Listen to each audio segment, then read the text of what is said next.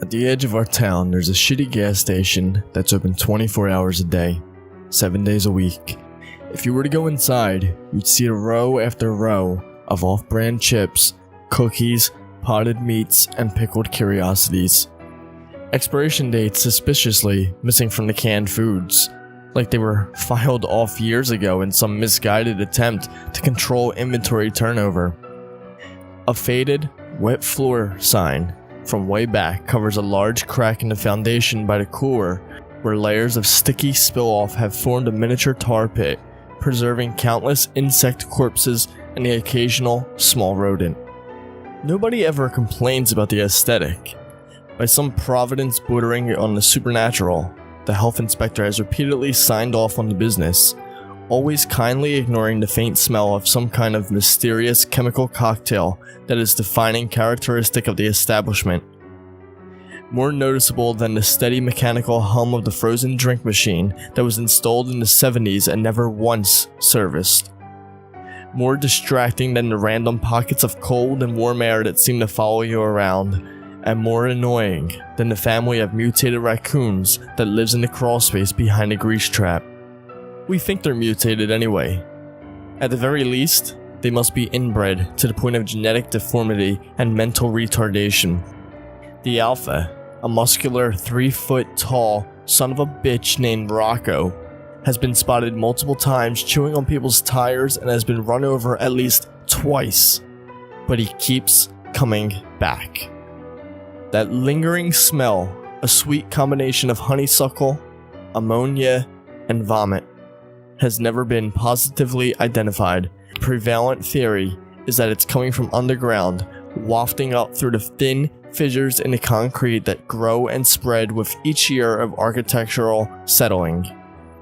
It's strongest right after a rain, and pungent to the point of tear-inducing if you get too close to the storm drains, where even Rocco and his clan refuse to tread. If you were to go inside, you might also see the bathroom cowboy. He's sort of an urban legend around here, only ever appearing when you're alone and unsuspecting. What makes him truly legendary are the stories people tell after an alleged encounter. The accounts run the gamut from pretty weird to impossibly bizarre. Like the guy last month who went for a pee but changed his mind when he saw him standing there next to the urinal, wearing a duster, bandana, boots, and chaps, handing out balloon animals. Or a couple weeks later when another customer stepped into the same bathroom to see a man wearing nothing but a cowboy hat, boxers, and boots with spurs, literally grinding an axe on an old-fashioned stone sharpening wheel. When he entered, the cowboy stopped what he was doing, looked up with a smile and a tip of the hat, and said, "Come on, man. Come on with it." If you should be lucky enough to see the cowboy that may or may not haunt the bathroom, don't worry.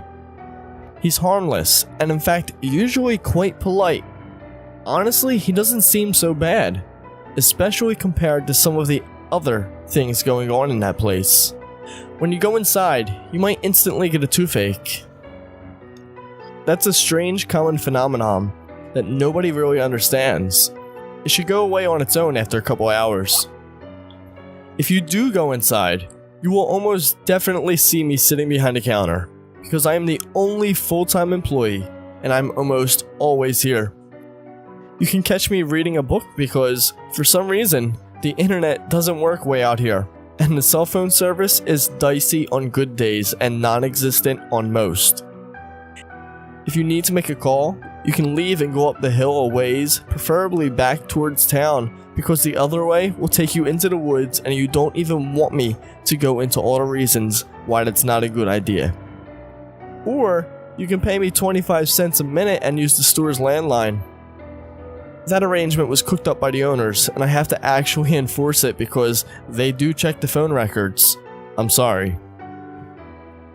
While you're here, don't be offended if I don't strike up a conversation, because if I'm being completely honest, I don't always know for sure if everyone who comes through these doors is real or not.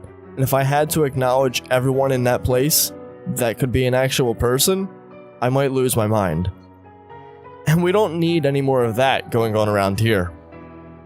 I guess the point that I'm trying to make is this. Weird things happen to me while working at the shitty gas station at the edge of town. I wish I could tell you the weirdest thing that's ever happened there, but I doubt I could ever decide. There were just too many. I've seen a total of 4 coffins inside the store on 3 different occasions.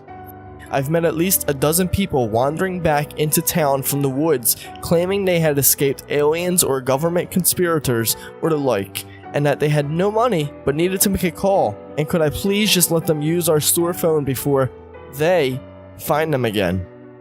But rules are rules, and I'm not inclined to lose my job just because you didn't escape captivity with a little pocket change. And then, of course, there was Farmer Brown. Yeah, that's his real name, who got mad at us and complained about the bulk feed we'd been ordering for him. He insisted something was wrong with the product because, as he put it, all of his animals suddenly had human faces. We settled with him by charging a significant discount on his next couple purchases. He stopped coming in not long after, and they found what was left of his body inside a bedroom at his farmhouse that had been locked from the inside. As far as I know, they still haven't figured out that one. Anyway, I guess I can come back and tell a story or two, but first, I need to get ready for work.